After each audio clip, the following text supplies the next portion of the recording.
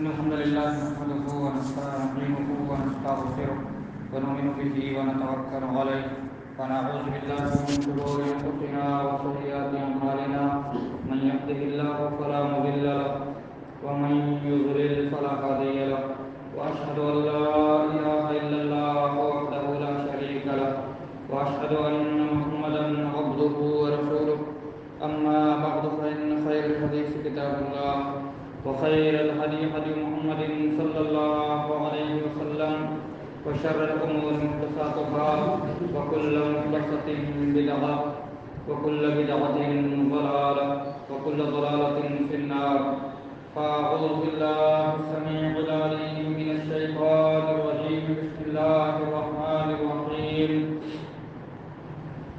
فإذا ركبوا في الفلك دعوا الله مخلصين له الدين فلما نجاهم إلى البر إذا هم يشركون وقال جل شأنه في محكم التنزيل في مقام آخر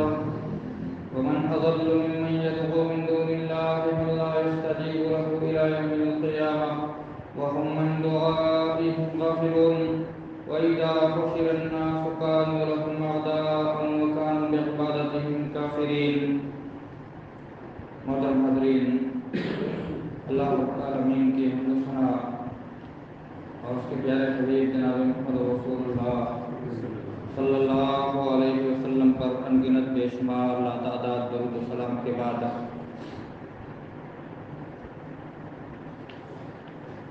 قواعد اربع کی شرح کا یہ درس، یعنی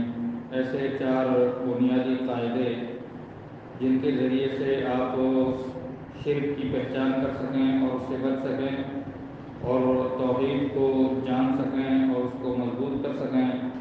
اور اسی طریقے سے جو ہے انسان مومن اور موحد یا اللہ کی سچی عبادت کرنے والا کب مانا جائے گا اور کب انسان جو ہے کن اعمال کی بنا پر یا کن عقائد کی بنا پر انسان جو ہے مشرک ہو جاتا ہے. قرآن نے کن لوگوں کو مشرک کہا ہے. اس کے اس قاعدے کے شروع میں جو ہے انشاءاللہ یہ ہمارا آج کے کتاب کی شرح کا جو آخری درس ہوگا. چوتھا قاعدہ اس کے اندر ہم پڑھیں گے آپ، لیکن اس سے پہلے مناسب سمجھتا ہوں کہ تمام کتاب کا خلاصہ مختصر طور پر بیان کر دیا جائے. سب سے پہلے شیخ نے توحید کے تعلق سے چند بنیادی باتیں ذکر کی کہ اللہ رب العالمین نے ہم اور آپ کو جو حکم دیا ہے ملت ابراہیم علیہ السلام کی پیروی کرنے کا، اس کا مطلب یہ ہے کہ ہم خالص اکیلے اللہ کی عبادت کریں، کیونکہ حضرت ابراہیم علیہ السلام نے اسی کی طرف لوگوں کو دعوت دی. اکیلے صرف اور صرف اللہ کی عبادت کریں، اس کی عبادت میں کسی کو شریک نہ کریں، اور یہی چیز جو ہے ملت ابراہیمی کی پیروی ہے. اسی لیے اللہ نے تمام لوگوں کو پیدا کیا اور اسی چیز کا اللہ نے لوگوں کو حکم بھی دیا. اور عبادت کب کہیں گے عبادت کو؟ جب توحید کے ساتھ عبادت انجام دی جائے. بغیر توحید کے کوئی بھی عبادت نہیں کہی جائے گی، یا ایسی عبادت نہیں شمار ہوگی جس عبادت پر اللہ رب العالمین ثواب دے یا جس عبادت کو اللہ قبول کرے. تو توحید کے بغیر کوئی بھی عبادت قابل قبول نہیں ہے. ٹھیک ویسے ہی جیسے نماز کے لیے طہارت ضروری ہے، طہارت کے بغیر، وضو کے بغیر کوئی نماز قابل قبول نہیں. انسان کتنے بھی سجدے کرے، کتنے بھی رکوع کرے، یہ عبادت ہے. نماز پڑھنا یہ عبادت ہے. انسان کتنے بھی رکوع اور سجدے کر لے، اگر اس نے وضو نہیں کیا تو وہ عبادت نہیں مانی جائے گی. ٹھیک ویسے ہی دوسری جتنی بھی عبادتیں انسان انجام دے لے، اگر توحید مضبوط نہیں ہے تو اس کی کوئی بھی عبادت قابل قبول نہیں ہوگی. ایک چیز یہ. دوسری چیز یہ ہے کہ انسان توحید کے ساتھ انجام دے رہا ہے عبادتوں کو، لیکن بعد میں اگر شرک اس کے اندر داخل ہو گیا عبادت کے اندر تو بھی عبادت فاسد ہو جائے گی. اگر چھوٹا شرک ہے، شرک اصغر، شرک کی 2 قسمیں، شرک اصغر اور شرک اکبر. اگر چھوٹا شرک جو ہے داخل ہو جاتا ہے تو وہ جس عبادت میں داخل ہوتا ہے اس عبادت کو باطل کر دیتا ہے. اور اللہ کی پناہ اگر بڑا شرک، شرک اکبر اگر داخل ہو جائے، انسان سے سرزد ہو جائے، تو انسان کی ساری زندگی کے اعمال پر پانی پھیر دیتا ہے اور انسان کو اسلام سے باہر کر دیتا ہے. یہ بڑا شرک جو ہے اس کو کافر بنا دیتا ہے اور انسان کی ساری زندگی کے اعمال، کافر ہو گیا تو ساری زندگی کے اعمال ختم ہو گئے انسان. اور اتنا خطرناک ہے کہ اللہ نے انبیاء کے بارے میں بیان فرمایا کہ اگر ان سے بھی یہ چیز سرزد ہو جاتی، محال ہے، پاسبل ہے، سمبھو ہے، اگر ہو جاتی تو ان کے بھی سارے اعمال ضائع اور برباد ہو جاتے اور وہ نقصان اٹھانے والے ہو جاتے، اور خدا صلی اللہ علیہ وسلم کے بارے میں بیان فرمایا۔ تو اس سے پتہ چلا کہ ایک انسان کے لیے بہت ضروری ہے کہ انسان اللہ کی عبادت کرے، اور اسی لیے اللہ نے ہم اور آپ کو پیدا کیا، لیکن عبادت جیسے تیسے نہیں بلکہ توحید کے ساتھ کرنی ہے۔ اور پھر پہلا قاعدہ ذکر کیا کہ شرک کو سمجھنے کے لیے ضروری ہے کہ صرف اللہ کو خالق اور مالک اور رازق مان لینا کافی نہیں ہے، کیونکہ اللہ کے رسول صلی اللہ علیہ وسلم نے جن لوگوں سے قتال کیا، جن سے جنگ کی، وہ بھی اللہ کو خالق اور مالک اور رازق مانتے تھے، مدبر مانتے تھے، کائنات کا مینیجر مانتے تھے، وہ جانتے تھے کہ سارے کاموں کو انجام دینے والا اللہ ہے، مارنے والا اللہ ہے، زندہ کرنے والا اللہ ہے، آسمان و زمین کا پیدا کرنے والا اللہ ہے، بارش کو برسانے والا اللہ ہے۔ یہ ساری باتوں کا وہ اقرار کرتے تھے، پھر بھی آپ نے ان سے قتال کیا، جنگ کی، آپ نے ان سے لڑائی کی، اور پھر بھی اس چیز نے جو ہے اس اقرار نے ان کو اسلام میں داخل نہیں کیا، وہ مسلمان نہیں مانے گئے، وہ مسلمان کاؤنٹ نہیں ہوئے، وہ مشرک ٹھہرے۔ اور اس کے تعلق سے بہت ساری دلیلیں ذکر کی، سورہ یونس کی خاص طور سے آیت نمبر 31 نمبر ذکر کی۔ اور مشرکین جن سے آپ صلی اللہ علیہ وسلم نے قتال کیا، جو اللہ کو خالق اور مالک مانتے تھے اور اللہ کے ساتھ دوسروں کی عبادت کرتے تھے، تو کیا کہتے تھے؟ وہ کہتے دوسروں کو جو پکارتے تھے کہتے تھے کہ ہم ان کو اس لیے پکارتے ہیں، یہ دوسرا قاعدہ ہے، وہ کہتے ہیں کہ ہم ان کو اس لیے پکارتے ہیں کہ یہ ہمیں اللہ کے قریب کر دیں اور پھر اللہ کے یہاں ہماری سفارش بھی کریں، یا ہم اللہ کے قریب ہو جائیں، ان کو پکار کر کے یہ نیک لوگ ہیں اور ان لوگ نیک لوگوں کے قریب ہوں گے تو ہم بھی اللہ کے قریب ہو جائیں گے، اور پھر جو ہے اللہ کے یہ ہماری سفارش کریں گے۔ اور اس کے تعلق سے بہت ساری باتیں ذکر کی۔ تیسرا قاعدہ کہ آپ صلی اللہ علیہ وسلم نے جن لوگوں سے جو ہے قتال کیا یا جن لوگوں کے اوپر آپ نے غلبہ کیا، وہ اس زمانے میں مختلف طرح کے معبودوں کی عبادت کرتے تھے۔ صرف ایسا نہیں تھا کہ وہ مٹی کی پوجا کرتے تھے یا پتھر کی پوجا کرتے تھے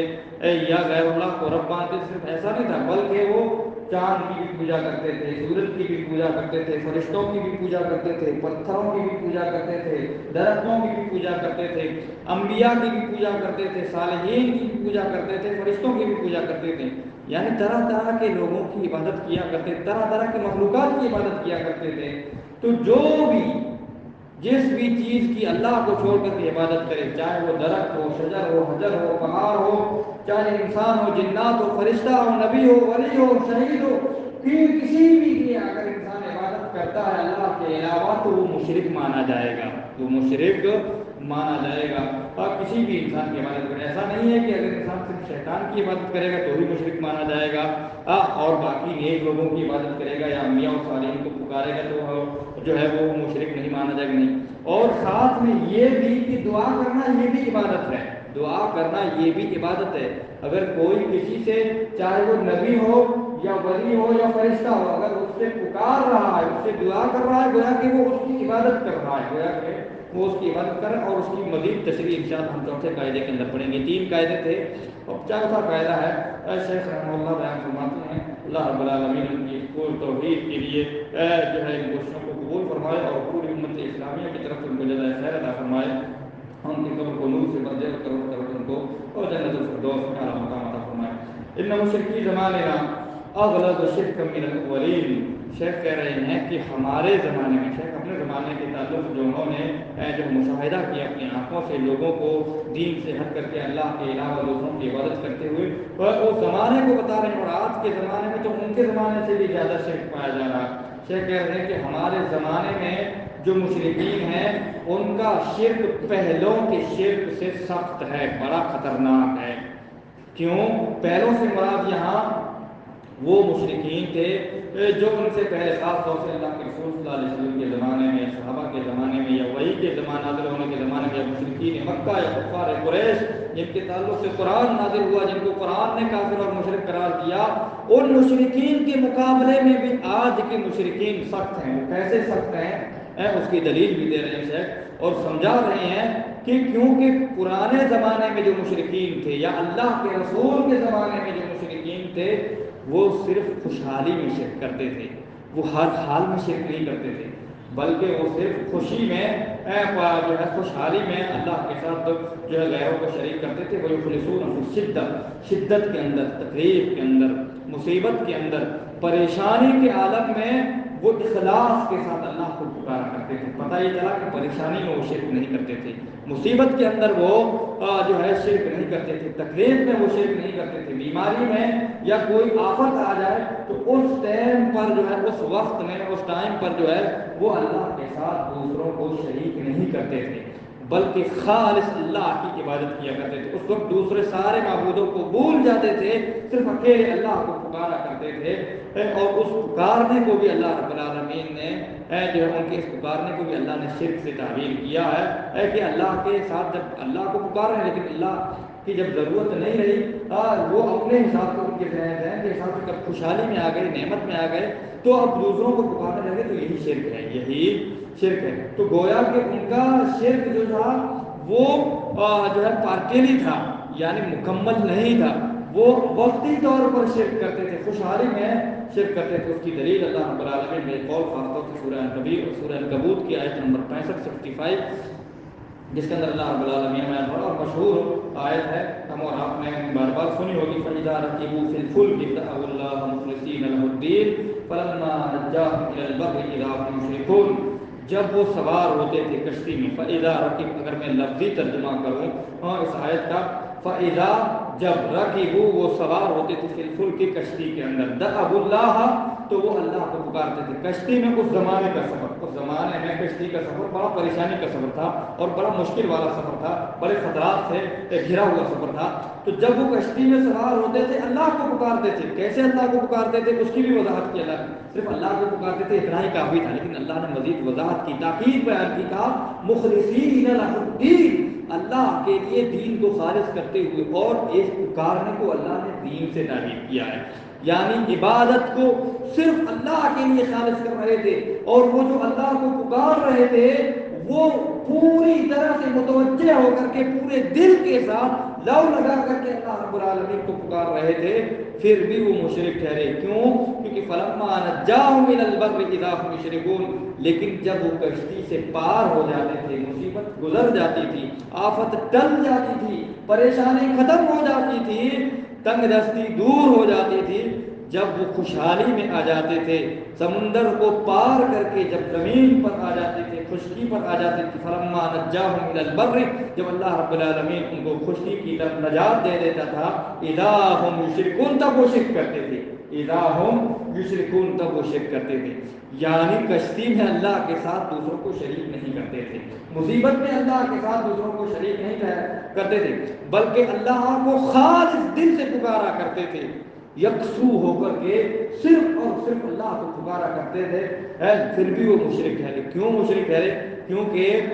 جو ہے مصیبت گزر جانے کے بعد پھر وہ اللہ کے ساتھ دوسروں کو شریک کرنے لگتے. پتہ یہ چلا کہ اگر کوئی ٹیمپرری بھی کسی کو پکارتا ہے تو بھی وہ مشرک ہے، اور جو پرماننٹ غیر اللہ کو پکارنے والا ہو، ہر حالت میں خوشی اور غمی میں اللہ کے ساتھ دوسروں کو شریک کرتا ہو، اس کے مشرک ہونے میں کسی کو کیسے شبہ اور ڈاؤٹ ہو سکتا ہے؟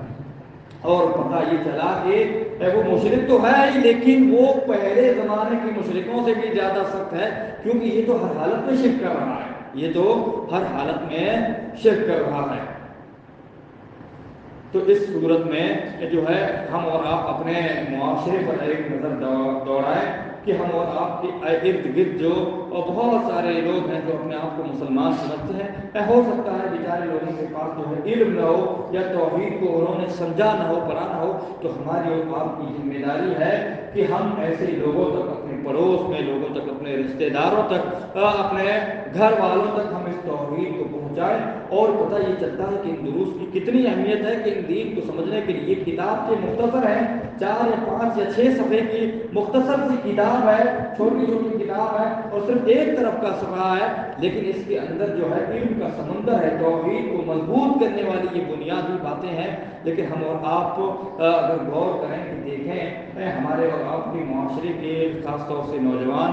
کہ ان دروس میں کتنے لوگ شریک ہوتے ہیں، کتنے لوگ اپنا وقت نکالتے ہیں دین کو سیکھنے کے لیے ہمارے پاس بہت ساری چیزوں کے لیے وقت ہوتا ہے، لیکن اپنے دین کو سیکھنے کے لیے وقت نہیں ہوتا میرے بھائی. اگر ہم دین نہیں سیکھیں گے صحیح طریقے سے اور صحیح سوچ سے اور صحیح ذرائع سے، اصلی ان کے ذرائع سے اگر ہم دین کو نہیں سیکھیں گے، اپنی توحید کو مضبوط نہیں کریں گے، تو شیطان ہمارے اوپر حاوی ہو جائے گا اور وہ چور دروازے کھول کر کے کہیں نہ کہیں سے ہمارے اوپر حملہ آور ہونے کی، اٹیک کرنے کی کوشش کرے گا. اور بہت ہو سکتا ہے کہ بہت ساری کوششوں میں وہ ناکام ہو جائے، لیکن بار بار کوشش شیطان کرتے رہتا ہے. بار بار شیطان انسان کے پاس آتا ہے اور مختلف طرح کی شکلوں سے آتا ہے. انسان کے پاس، عالم کے پاس بھی آتا ہے اور جاہل کے پاس بھی آتا ہے، لیکن اللہ نے عالم کو صلاحیت دی ہوتی ہے، قرآن کا علم ہوتا ہے اور نور ہوتا ہے، جس کی وجہ سے وہ ان کے درمیان فرق کر سکتا ہے اور اس سے بچنے کی حد تک امکان کوشش کرتا ہے. اور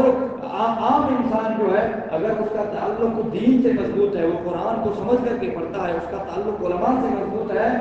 کتابوں سے اس کا تعلق اور واسطہ مضبوط ہے، دینی محفلوں میں وہ شریک ہوتا ہے، تو اس کے لیے زیادہ چانسز ہے کہ وہ شیطان کا مقابلہ کر سکے گا. لیکن جو دینی مدارس میں شریک نہ ہوتا ہو اور علماء کے ساتھ رابطہ نہ رکھتا ہو، بس اپنے ہی من کی سنتا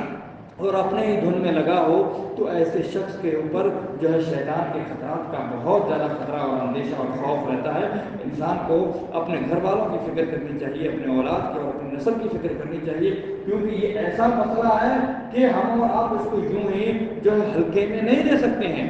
انبیاء کرام نے، جو کہ اللہ کے برگزیدہ اور نیک بندے تھے، ان کا گھرانہ کوئی معمولی جو ہے گھرانہ نہیں تھا، ان کا گھرانہ نیک گھرانہ تھا، اور ان کی اولاد بھی بسا اوقات نبی ہوتی تھی، ان کی بیویاں بھی پاک باز اور جن کے سامنے اللہ کی وحی نازل ہوتی تھی. جبریل امین جن کے سامنے وحی لے کر کے آتے تھے، کیونکہ تمام نبیوں کے پاس وحی لے کر کے جبریل علیہ السلام آتے تھے، ان کے گھر میں جبریل علیہ السلام وحی لے کر کے آتے تھے. سوچئے کہ وہ گھرانہ معمولی گھرانہ نہیں تھا، پھر بھی انہوں نے اپنی اولاد کو نصیحت کی. حضرت ابراہیم علیہ السلام نے، حضرت یعقوب علیہ السلام، حضرت ابراہیم کوئی معمولی انسان نہیں ہے. اللہ کے رسول کے بعد اگر سب سے زیادہ کسی نبی کی عطا رب العالمین نے قرآن مجید کے اندر تعریف کی ہے تو حضرت ابراہیم علیہ السلام کی تعریف کی ہے. اور آپ کے بعد سب سے افضل اگر اس کائنات میں کوئی نبی ہے تو حضرت ابراہیم علیہ السلام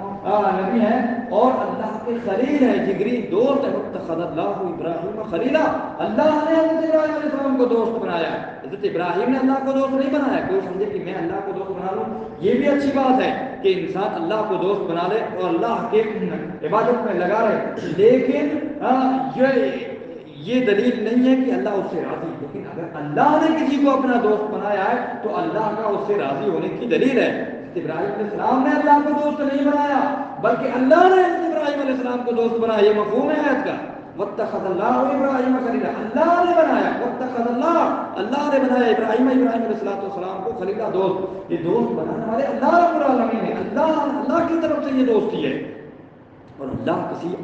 عام انسان کو یا معمولی نعوذ باللہ انسان کو دوست نہیں بنا سکتا ہے. اللہ رب العالمین جن کا دوست ہو اور جن کی اولاد نبی، دو اولاد دونوں کے دونوں نبی ہونے والے، وہ بھی اپنے اولاد کے بارے میں نصیحت کریں اور فکر مند ہوں. مرنے کے وقت میں، اپنی آخری وقت میں وصیت کر رہے ہوں، یا بنی ان اللہ اصطفیٰ لکم الدین فلا تموتن الا وانتم مسلمون، کہ اے میرے بیٹو، اس بات کی وصیت حضرت ابراہیم علیہ السلام نے اپنے بیٹوں کو کی. حضرت ابراہیم علیہ السلام کی بیٹی کون ہے؟ حضرت اسماعیل علیہ السلام نبی، جو اللہ کے لیے اپنی جان تک قربان کرنے کے لیے تیار ہو گئے تھے. حضرت اسحاق علیہ السلام نبی، جن کی نسل سے اللہ رب العالمین نے سارے انبیاء کو پیدا کیا، آپ صلی اللہ علیہ وسلم کے علاوہ جتنے بھی نبی حضرت ابراہیم علیہ السلام کے بعد آئے، وہ سب کے سب حضرت اسحاق علیہ السلام کی نسل سے، جو خود بھی نبی اور اللہ نے ان کی پوری نسل کو مبارک قرار دے دیا، اور جن کے ایک ایک حرکت کو اللہ رب العالمین نے ان کی ملت کی پیروی کرنے کا ہمارا آپ کو حکم دیا ہے، اور ان کے طریقوں کو، بلکہ ان کی بیوی اور ان کے بیٹے کے طریقوں کو بھی اللہ رب العالمین نے رہتی دنیا تک کے انسانوں کے لیے ہدایت اور منبع اور سرچشمہ قرار دیا ہے. کہ حاجی لوگ حج کرنے کے لیے جاتے ہیں اور جن کے ارکان کو ادا کرتے ہیں اور جن افعال کو ادا کرتے ہیں، وہ اگرچہ ہمارے نبی علیہ السلام نے بتلائے ہیں، لیکن ان کی شروعات حضرت ابراہیم علیہ السلام نے کی تھی. اور اس حج کا اعلان حضرت ابراہیم علیہ السلام نے کیا تھا تعالیٰ کے حکم سے وَأَذِّن فِي النَّاسِ بِالْحَجِّ يَأْتُوكَ رِجَالًا وَعَلَىٰ كُلِّ ضَامِرٍ يَأْتِينَ مِن كُلِّ فَجٍّ عَمِيقٍ۔ اللہ رب العالمین نے ان کو حکم دیا تھا کہ لوگوں میں آپ اعلان کریں کہ لوگ جو ہے اس گھر کا طواف کرنے کے لیے آئے، اس گھر کی زیارت کرنے کے لیے آئے۔ اس گھر کو انہوں نے بنایا تھا، تعمیر کیا تھا، اللہ کا گھر انہوں نے بنایا، اللہ کے گھر کو تعمیر کیا، کوئی معمولی کام نہیں کیا انہوں نے، لیکن پھر بھی اپنے انتقال کے وقت اپنی اولاد کی فکر کی، اپنی نسل کی فکر کی۔ اس سے ہم اور آپ کو پتہ چلتا ہے کہ ہم اور آپ کو عام انسان ہیں اور گنہگار ہیں۔ ہمارے دن اور رات کا اگر ہم اور آپ اپنے نفس کا جائزہ لیں تو سوچیں کہ ہم اور آپ سے دن اور رات میں کتنے گناہ ہو جاتے ہیں۔ انبیاء سے گناہ سرزد ہی نہیں ہو سکتے تھے، وہ معصوم تھے، ان کے اوپر اللہ رب العالمین وہی نازل کرتا تھا۔ ہم اور آپ سے گناہ سرزد ہو جاتے ہیں، ہماری اولاد سے کتنے گناہ سرزد ہو جاتے ہوں گے، اور ہمارا گھرانہ پاک نہیں ہو سکتا ہے اتنا جتنا ان کا گھرانہ پاک، بلکہ ان کا عشر اصیل کوئی ان کا مقابلہ ہی نہیں ہے، ہم اور آپ کا کوئی تصور ہی نہیں ہے۔ جب وہ اتنی اپنی اولاد کی اور اپنی نسل کی فکر کر سکتے ہیں تو ہم اور آپ کو آج کے اس پرفتن دور کے اندر کہ ہر جہاز جان سے فتنے ہیں، طرح طرح کے فتنے ہیں، بدعتوں کے فتنے ہیں، خرافات ہیں اور شرک کے فتنے ہیں، دین سے دور کرنے کی سازشیں ہو رہی ہیں، پلان اور منصوبے بنا رہے ہیں۔ اے جو ہے کفار اور مشرکین، یہود اور نصارہ، آج جو ہے اللہ کے ماننے والوں کو جڑ سے اکھیڑنے کی طرح طرح کی کوششیں کر رہے ہیں اور طرح طرح کے منصوبے اور پلان بنا رہے ہیں۔ ایسے ماحول میں ہم اور آپ کو، ایک موحد کو، ایک سچے مومن کو، جس کو اپنے ایمان کی فکر ہے، اپنے آخرت کی فکر ہے، اپنے اولاد کے اور اپنے نسل کی آخرت کی فکر ہے، اس کو اپنے اولاد کے لیے توحید کے لیے کتنی کوششیں کرنی چاہیے۔ ابراہیم بنی ہو یعقوب یا بنی ان اللہ اصطفیٰ لکم الدین فلا تموتن الا وانتم مسلمون، کہ اے میرے بیٹو، اللہ نے تمہارے لیے دین کو چن لیا ہے، پسند کر لیا ہے، تو تم جب تک مرو اور جب تک زندہ رہو اور جب تمہاری موت آئے تو اسلام پر موت آئے، یعنی مرتے جب تک اسلام پر قائم رہنا، کبھی اسلام سے پھرنے اور ہٹنے کی کوشش نہ کرنا یا ایسا خیال بھی دل میں نہ لانا۔ اور حضرت یعقوب علیہ السلام نے بھی ایسی وصیت کی، اور خاص طور سے ان الفاظ کو اللہ رب العالمین اور زیادہ تفصیل کے ساتھ ڈیٹیل کے ساتھ بیان فرمایا اگلی آیت میں اسی صفحے پر، ام کنتم شہداء اذ حضر یعقوب الموت اذ قال لبنیہ ما تعبدون من بعدی قالوا نعبد الہک والہ آبائک ابراہیم واسماعیل واسحاق الہا واحدا ونحن له مسلمون۔ کیا تم اس وقت حاضر تھے جب حضرت یعقوب علیہ السلام کی موت کا وقت آیا؟ اللہ نے موت کا لفظ استعمال کیا ہے ایک نبی کے لیے، ایک عظیم پیغمبر کے لیے۔ ام کنتم شہداء، کیا تم اس وقت حاضر تھے، گواہ تھے، اذ حضر یعقوب الموت، جب یعقوب علیہ السلام کی موت کا وقت حاضر ہوا، اذ قال لبنیہ، جب انہوں نے اپنے بیٹوں سے کہا ما تعبدون من بعدی، میں تو دنیا سے جا رہا ہوں، کیونکہ موت کا وقت کا اللہ رب العالمین نے لفظ کھینچا ہے، میں تو دنیا سے جا رہا ہوں، ما تعبدون من بعدی، میرے بعد تم کس کی عبادت کرو گے؟ میرے بعد، اے میرے بیٹو بتاؤ میرے بعد کس کی عبادت کرو گے؟ یہ لفظی ترجمہ ہے۔ حضرت یعقوب علیہ السلام نے اپنے بیٹوں سے کہا ما تعبدون من بعدی، میرے بعد کس کی عبادت کرو گے؟ قالوا نعبد الہک و الہ آبائک، کہا ہم آپ کے معبود کی عبادت کریں۔ بیٹوں نے جواب دیا، بیٹوں کی صحیح تربیت کی تبھی تو جواب دیا، کہا اور جواب کا پتہ تھا، کہا بابا جان آپ فکر نہ کریں، ہم اس کی عبادت کریں گے جس کی آپ عبادت کرتے تھے، پوری زندگی جس کی آپ نے عبادت کی، جس کو آپ نے معبود بنایا، ہم اسی کی عبادت کریں گے۔ نعبد الہک، ہم آپ کے معبود کی عبادت کریں گے، و الہ آبائک، اور وہ معبود جو آپ کے باپ دادا حضرت ابراہیم علیہ السلام اور حضرت اسحاق علیہ السلام کا معبود، ہم اس کی عبادت کریں گے۔ کون سا معبود؟ الہ واحد، اکیلا معبود، یعنی اکیلے اللہ رب العالمین کی عبادت کریں گے۔ ونحن له مسلمون، اور ہم اسی کے لیے مسلمان ہیں، ہم اسی کے لیے مسلمان ہیں۔ یہ اتنے انبیاء نے جب اپنی اولاد کے لیے، اور حضرت یعقوب علیہ السلام کی اولاد میں حضرت یوسف علیہ السلام بھی شامل ہے جو کہ نبی ہیں، اور اللہ رب العالمین نے ان کو نبوت حضرت یعقوب علیہ السلام کی زندگی میں عطا کر دی تھی۔ قرآن پڑھیں، سورہ یوسف پڑھیں اور اس پر غور و فکر کریں کہ جب اللہ رب العالمین نے ان کو جو ہے جیل سے نکالا اور پھر حضرت یعقوب علیہ السلام اور جو ہے ان کے بیٹوں کو یوسف علیہ السلام کے لیے سجدہ کروایا، یوسف علیہ السلام کے 11 بھائیوں نے اور ان کے والدین نے ان کو سجدہ کیا، اور یہ پوری تعبیر ان کے ساتھ کی جب سچ ثابت ہوئی، اور اسی ضمن میں اللہ رب العالمین نے ذکر کیا ہے کہ جب وہ جوان ہوئے تو ہم نے ان کو حکمت سے نوازا، یعنی اللہ رب العالمین ان کو نبوت عطا کی۔ حضرت یعقوب علیہ السلام کی زندگی میں ہی اللہ رب العالمین ان کو نبوت عطا کی دی۔ قرآن کی ان آیتوں سے اور ان کے سیاق و سباق سے یہی پتہ چلتا ہے، یہی بات ہوتا ہے جو ان کی زندگی میں نبی بن چکے ہیں، پھر بھی وہ پوچھ رہے ہیں کہ میرے بعد کن کی عبادت کرو گے؟ تو میرے بھائیوں کہنے کا اور بس کرنے کا مقصد یہ ہے کہ ہمیں اپنے اولاد کی بہت ہی زیادہ فکر کرنی چاہیے اور ایسے جلوس کا اہتمام کرنا چاہیے اور کثرت سے اس میں شریک ہونا چاہیے. یہ نہیں سمجھ لینا چاہیے کہ ہم نے توحید کو اختیار کر لیا بس ہم جو ہے موحد بن گیا مسلمان بن گئے اب ہمیں توحید کو پڑھنے کی ضرورت نہیں, بلکہ ایک مسلمان کو سب سے زیادہ اگر کسی چیز کی پڑھنے کی ضرورت ہے تو توحید کو پڑھنے کی ضرورت ہے. کیوں؟ کیونکہ ساری عبادتوں کا دار و مدار اسی پر ہے. تمہاری نماز, روزے, حج, زکات, صدقات و خیرات, ذکر, اذکار, قرآن کی تلاوت, سب کچھ کا دار و مدار توحید کے اوپر ہے. اگر توحید میں خلل واقع ہو گیا تو یہ ساری عبادتیں کسی کام کی نہیں رہ جائیں گی, کسی کام کی نہیں رہ جائیں گی. آپ کتنی بھی مرضی نماز پڑھیں, ایک مشرک ہے جو اللہ کے ساتھ غیر کو پکارتا ہے, وہ دن بھر نماز پڑھتا ہے, اللہ کے لیے نماز پڑھتا ہے, کسی مشرک کے لیے نماز نہ پڑھے لیکن وہ شرک کرتا ہو اللہ کے لیے, اور نماز پڑھے خالص اللہ کے لیے بھی نماز پڑھے, اس کی نماز قبول نہیں کیونکہ وہ شرک کر رہا ہو, اس کو شرک کو چھوڑنا پڑے گا تب جا کر کے اس کی عبادتیں قبول ہوگی.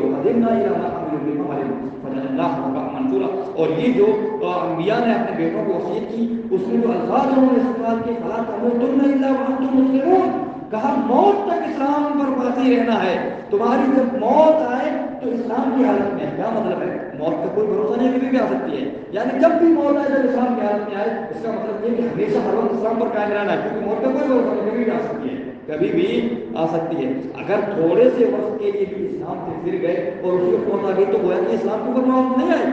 اسی لیے ہمیشہ اسلام پر ثابت قدم رہنا ہے, ہمیشہ. اور اسلام سے مراد بناوٹی اسلام نہیں ہے نعوذ باللہ, جس کو ہم اور آپ نے, ہمارے باپ دادا نے, ہمارے سماج نے گڑھ دیا ہو. اسلام سے مراد وہ اسلام ہے جو اللہ نے نازل کیا ہے رسول اللہ صلی اللہ علیہ وسلم کے اوپر, تمام نبیوں کے اوپر. وہ مراد ہے جو اللہ کا دین ہے, جو اللہ کی شریعت ہے, وہ دین مراد ہے. اس دین پر ثابت قدم رہنا ہے. کب تک؟ مرتے دم تک قائم رہنا ہے. یہ نہیں کہ اختیار کر لیا بس کافی ہو گئے, نہیں, بلکہ اس کی حفاظت کرنی ہے مرنے تک. اور یہ حفاظت کیسے ہوگی؟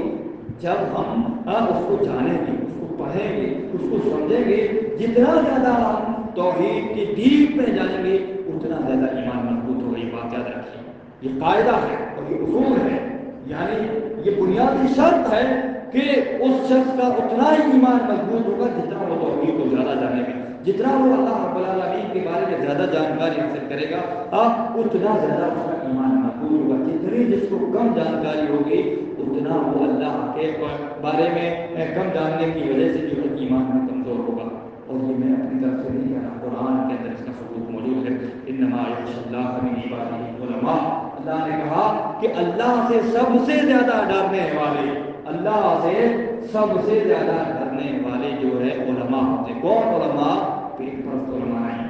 جو اپنے پیٹ کے لیے, اپنی روزی روٹی کے لیے حلال کو حرام کر دیں اور حرام کو حلال کر دیں, یا لوگوں سے ڈر کر کے ان کے سیدھے فتوے جاری کر دیں یا نئی نئی بدعات جاری کر دیں. وہ علماء مراد نہیں ہے. علماء سے مراد حقیقی علماء, ربانی علماء مراد ہیں, جو اللہ کا کو جانتے ہیں اور اس پر عمل کرتے ہیں خود, اور دوسروں کو اس کی طرف دعوت دے رہی ہیں. وہ علماء جو ایسے علماء ہیں وہ اللہ سے سب سے زیادہ ڈرنے والے ہیں. یہ میں نہیں کہا, قرآن کے اندر سورہ فاتح کے اندر اللہ رب العالمین نے بیان فرمایا انما یخشی اللہ من عبادہ العلماء, اللہ کے بندوں میں اللہ سے سب سے زیادہ ڈرنے والے جو ہیں علماء ہیں. اور یہ بات تو کہ رسول اللہ صلی اللہ علیہ وسلم نے بھی بیان فرمائی. کیا کہا؟ جب کچھ صحابہ کرام آپ صلی اللہ علیہ وسلم کے پاس آئے اور اس وقت آپ کے گھر میں آئے, اس وقت آپ صلی اللہ علیہ وسلم گھر میں موجود نہیں تھے. اللہ نے مطالعات سے پوچھا, غالباً عائشہ رضی اللہ تعالیٰ عنہ سے آپ صلی اللہ علیہ وسلم کی عبادت کے بارے میں سوال کیا کہ پیارے رسول اللہ صلی اللہ علیہ وسلم عبادت کتنی کرتے ہیں, کیا کیا عبادت کرتے ہیں آپ, دن میں کتنی عبادت کرتے ہیں, رات میں کتنی عبادت کرتے ہیں. تو اللہ نے مطالعات میں عائشہ رضی اللہ تعالیٰ عنہ نے آپ صلی اللہ علیہ وسلم کی عبادت کا ذکر کیا تو انہوں نے جو یہ سوچا کہ آپ صلی اللہ علیہ وسلم تو کائنات کے سردار ہیں, اللہ نے ان کے سارے گناہ معاف کر کے, گناہ ہیں نہیں, پھر بھی اللہ رب العالمین نے اگر ہو بھی جائے انسانیت کے ناطے کوئی معمولی خطا بھی اگر بھول چوک کی ہو جائے تو اللہ وہ ساری چیزیں معاف کرتے ہیں, اور آپ کائنات کے انسانوں کے سردار ہیں. تو یہ جب اتنی عبادت کی تو ہمیں تو بہت زیادہ عبادت کرنی چاہیے. اور انہوں نے اللہ کے رسول کی عبادت کو اپنے ذہن کے حساب سے کم سمجھا کہ ہمیں اور زیادہ عبادت کرنی چاہیے. ایک نے کہا میں رات میں عبادت کرتے ہیں, میں سوؤں گا نہیں, میں سوؤں گا نہیں. ایک نے کہا میں دنیا سے کر کے چلا جاؤں گا. ایک نے کہا کہ عورتوں سے شادی بھی نہیں کروں گا, دنیا سے کوئی واسطہ نہیں, میں جنگل میں چلا جاؤں گا اور ابا جان کی زندگی اختیار کر لوں گا, اللہ اللہ کہوں گا کہ دنیا کی زمینوں میں کون پڑے گا کہ انسان جو بری ہو جائے, دنیا کی دولت میں یا مال و دولت کی محبت میں پڑ جائے اور اللہ کو بھول جائے. میں ایسا کام ہی نہیں کروں گا, میں جنگل میں چلا جاتا ہوں اللہ کی عبادت کرنے کے لیے. یہ کوئی بری اور آپ کی نظر میں کوئی بری سوچ تھی؟ اللہ کی عبادت کرنے جا کے جا رہا تھا۔ تیسرے شخص نے کہا کہ میں روزہ نہیں رکھوں گا، میں اور عبادت کرنے کی انہوں نے نیت کی تھی، تینوں نے کوئی گناہ کرنے کی نعوذ باللہ نیت نہیں کی تھی، لیکن آپ نے فرمایا کہ وہ عبادت اگر سنت کے مطابق نہیں ہے تو عبادت بھی ویلڈ نہیں ہے، وہ عبادت اگر سنت کے مطابق نہیں ہے، اور سنت کے مطابق سے مراد کیا ہے کہ ایسا نہیں ہے کہ وہ نماز پڑھ رہے تھے، روزے رکھ رہے تھے، وہ کسی اپنے طریقے پر نہیں، اللہ کے رسول کے مطابق طریقے کے مطابق وہ عبادت کرنا چاہ رہے تھے، لیکن منہج غلط تھا، میتھڈ غلط تھا، ان کا اصول غلط تھا۔ عبادت جو انجام دے رہے تھے وہ پرفیکٹ سنت کے مطابق ادا کر رہے تھے، لیکن اس کے لیے جو انہوں نے اصول اپنا لیا تھا، جو میتھڈ اور انہوں نے جو منہج اور جو سلوک اپنا لیا تھا، جو رویہ اپنا لیا تھا کہ ہمیں پوری عبادت کرنی ہے پوری رات، یہ منہج غلط تھا۔ عبادت کا طریقہ بھی صحیح تھا اور عبادت اللہ کی کر رہے تھے، کسی غیر کی عبادت نہیں کر رہے تھے۔ پھر بھی جب آپ صلی اللہ علیہ وسلم آئے اور اللہ کے مقام نے جو ہے آپ صلی اللہ علیہ وسلم کو ایسا ایسا کہا اور پھر ایسا ایسا کہہ کر گئے، آپ صلی اللہ علیہ وسلم غضبناک ہو گئے، آپ صلی اللہ علیہ وسلم غضبناک ہو گئے، آپ کا چہرہ غصے سے سرخ اور لال پیلا ہو گیا، اور صحابہ کرام نے جو ہے آپ کے غصے کو اپنے چہرے کے اوپر محسوس بھی کیا، اور آپ صلی اللہ علیہ وسلم ممبر میں تشریف لے گئے اور لوگوں کو جمع کیا۔ نہ نماز کا وقت تھا نہ خطبے کا وقت تھا، آپ نے لوگوں کو جمع کیا اور سارے لوگوں کو جمع کر کے آپ صلی اللہ علیہ وسلم نے خطبہ کیا، درس دیا اور کہا کہ کیا ہو گیا ہے لوگوں کو، فلاں فلاں لوگ، آپ نے نام نہیں لیا لیکن کہا کہ کیا ہو گیا ہے فلاں فلاں لوگوں کو، اور ایسی ایسی باتیں کہہ رہے ہیں، جبکہ اعلمکم باللہ واخشاکم لہ، میں تم میں سب سے زیادہ اللہ کے بارے میں جاننے والا یہی پہلے شاعر ہے۔ اسی چیز کو بیان کرنے کے لیے میں نے اس واقعے کو پورے کو صحیح سے بیان کیا، کہا میں اللہ کا بارے میں سب سے زیادہ جاننے والا ہوں، واخشاکم لہ، اور اللہ سے سب سے زیادہ ڈرنے والا ہوں۔ آپ صلی اللہ علیہ وسلم سب سے زیادہ اللہ کے بارے میں جاننے والے اور سب سے زیادہ اللہ سے ڈرنے والے، پتہ ہی دونوں کو کنیکٹ کیا آپ صلی اللہ علیہ وسلم نے، دونوں کو ایک دوسرے سے ملایا اور جوڑا، کہا میں اللہ سے سب سے اللہ کے بارے میں سب سے زیادہ جاننے والا ہوں، اسی لیے میں اللہ سے سب سے زیادہ ڈرنے والا ہوں۔ تو جو جتنا اللہ کے بارے میں جانے گا وہ اتنا اللہ سے ڈرے گا، اور آپ نے ان کو سمجھایا اور اپنا طریقہ بتایا، کہا میں جو ہے نماز بھی پڑھتا ہوں اور قرآن بھی کرتا ہوں، سوتا بھی ہوں، میں روزے بھی رکھتا ہوں اور افطار بھی کرتا ہوں، اس دن روزے رکھتا ہوں اس دن چھوڑ دیتا ہوں، لگاتار روزے نہیں رکھتا ہوں، کیونکہ جسم کو تکلیف دینا یہ مطلوب نہیں ہے، اللہ کی مدد کرنا مطلوب ہے، اور میں عورتوں سے شادی بھی کرتا ہوں، پورا لمبا واقعہ صحیح بخاری وغیرہ میں موجود ہے، فمن رغب عن سنتی فلیس منی، اس حدیث کو ہم اور آپ نے ہر خطبے نکاح کے اندر سنا ہوگا، فمن رغب، اسی حدیث کا ٹکڑا، فمن رغب عن سنتی فلیس منی، جس نے میری سنت سے اعراض کیا وہ مجھ سے نہیں۔ آپ نے اپنے کو طریقہ بتایا، وہ لوگ عبادت کر رہے تھے، پھر بھی آپ نے کہا کہ یہ ایسا کہیں گے تو میری سنت سے اعراض کریں گے، گویا کہ نماز میں پڑھ رہا ہے انسان، لیکن اگر پوری رات نماز پڑھ رہا ہے تو سنت کے خلاف کام کر رہا ہے، پوری رات نماز پڑھ رہا ہے سنت کے خلاف کام کر رہا ہے، اگر لگاتار روزے رکھ رہا ہے سنت کے خلاف کام کر رہا ہے۔ اگر کوئی شخص عورتوں سے شادی کرنے کو صرف اس لیے کہ صرف عبادت کرنی ہے، کوئی اور دوسرا عذر نہیں ہے، اس لیے شادی نہیں کرتا ہے کہ صرف عبادت کرنی ہے اور جنگل میں چلا جائے، وہ سنت کے خلاف کام کر رہا ہے، اور ایسے شخص سے آپ صلی اللہ علیہ وسلم نے برات کا اظہار کیا، میرا کوئی تعلق نہیں اسے، تو میرے بھائی کو ضرورت اس بات کی ہے کہ ہمیں کہ رسول اللہ علیہ السلام کے اصولوں کے مطابق اللہ کی عبادت کرنی ہے، آپ کے بتائے ہوئے طریقے کے مطابق عبادت کرنی ہے، اور دعا کرنے والا عبادت کرنے والا ہے، فعلہا، تو پکارنے والا، کیونکہ انہوں نے پکارا گویا کہ اللہ کی عبادت کی، اور اگر غیروں کو پکارا تو اللہ کے ساتھ دوسروں کو شریک کیا، اس لیے وہ مشرک ٹھہرے، اور تو گویا کہ دعا کرنے والا عبادت کرنے والا ہے۔ اور اس کے تعلق سے ایک آیت ذکر کی، اس آیت کا ترجمہ کر کے جو میں اپنی بات کو ختم کرنے کی کوشش کرتا ہوں، اور سورہ احقاف کی آیت نمبر 5 ہے اور بہت مشہور آیت ہے، بار بار ہم نے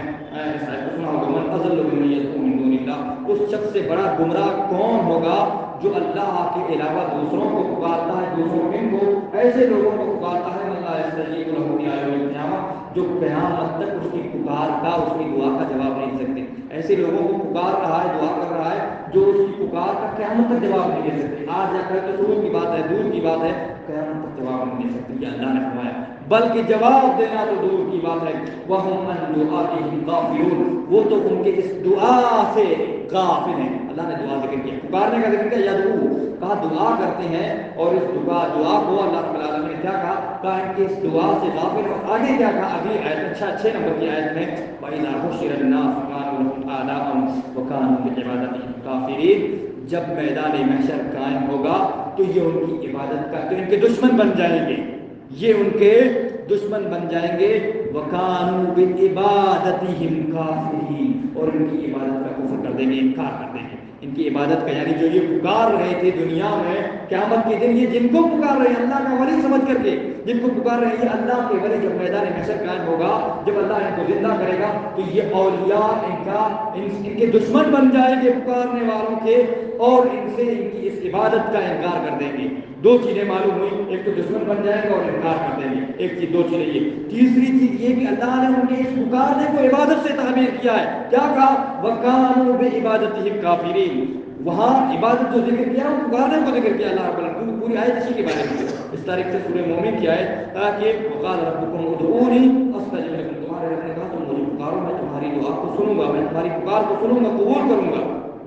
یہاں تو اللہ نے کیا کہا؟ جو اللہ کے علاوہ دوسروں کو پکار رہے ہیں وہ ان کی پکار کو قیامت تک قبول نہیں کر سکتے، اور اللہ نے کہا مجھے پکارو میں تمہاری پکار کو فوراً قبول کروں گا، فوراً قبول کروں گا۔ ان الذین یستکبرون عن عبادتی سیدخلون جہنم داخرین، ان الذین یستکبرون عن عبادتی، اللہ نے کہا جو میری عبادت سے منہ موڑتے ہیں وہ جہنم میں ذلیل و رسوا کر کے داخل ہوں گے۔ اور یہاں عبادت سے، اس آیت میں بھی عبادت سے مراد دعا ہے۔ پتہ یہ چلا کہ دعا کرنے والا عبادت کرنے والا ہے۔ کوئی اگر کسی سے دعا کر رہا ہے تو عبادت کر رہا ہے، اللہ سے دعا کر رہا ہے تو اللہ کی عبادت کر رہا ہے، اگر غیر اللہ سے دعا کر رہا ہے تو غیر اللہ کی عبادت کر رہا ہے، اور غیر اللہ کی عبادت کرنے والا کیا ہوگا؟ مشرک قرار پائے گا۔ غیر اللہ سے اگر فریاد کر رہا ہے تو یہ غیر اللہ کا جو ہے فریاد کرنے والا مشرک قرار دیا جائے گا۔ آج ہم اور آپ اپنے ماحول پر نظر ڈالیں کہ ہم اور آپ میں سے اگر کسی کو ٹھوکر لگتی ہے، معمولی سی تکلیف آتی ہے تو کیا اس کے نام کو کون سا نام آتا ہے؟ اللہ کا نام آتا ہے یا غیر اللہ کا نام آتا ہے؟ اگر اللہ کا نام آتا ہے تو وہ مومن ہے، لیکن اگر اللہ کے ساتھ وہ پکارا ہے دوسروں کو تو گویا کہ کہیں نہ کہیں اس کے دل کے اندر شرک داخل ہو چکا ہے، یا شرک نے چور دروازہ کھول دیا ہے، شیطان نے چور دروازہ شرک کا کھول دیا۔ وہ اس شخص کو جو ہے اپنے ایمان کی فکر کرنی چاہیے۔ اللہ رب العالمین ہمارے توحید کو مضبوط بنائے، ہمیں جو ہے توحید پر قائم و دائم اور ثابت رکھے، شرک سے ہماری اور ہمارے نسلوں کی حفاظت فرمائے، ہمیں جب تک زندہ رکھے اسلام اور ایمان کا ہمارے